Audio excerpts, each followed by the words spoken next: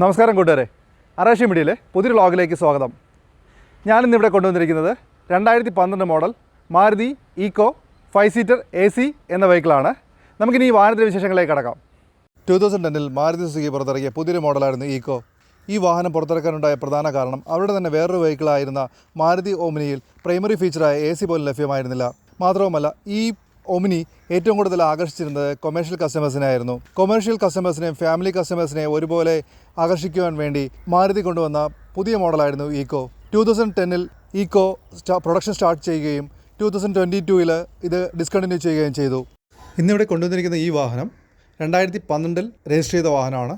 ഈ വാഹനം ബ്ലാക്ക് കളറിലാണുള്ളത്. വളരെ റെയറാണ് ബ്ലാക്ക് കളർ ഈ ഈക്കോയിൽ. ഇതൊരു അട്രാക്റ്റീവായിട്ടുള്ളൊരു കളറാണ്. ഈ വാഹനം ഏകദേശം 80,000 കിലോമീറ്റർ ഓടിയിട്ടുണ്ട്.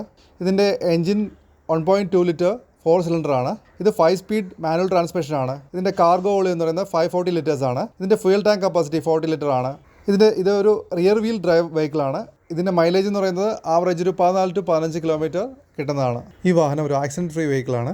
ഇതിനകത്ത് യാതൊരു റീപ്ലേസ്മെൻറ്റും ഇല്ല. ഇതിൻ്റെ AC വളരെ പവർഫുള്ളും ചിൽഡുമാണ്. ഈ വാഹനം ഏകദേശം 80,000 കിലോമീറ്റർ മുകളിൽ ഓടിയിട്ടുണ്ട്. ഈ വാഹനത്തിൻ്റെ ആസ്കിംഗ് പ്രൈസ് 2,15,000 രൂപയാണ്. പ്രൈസ് നെഗോഷ്യബിൾ ആണ്.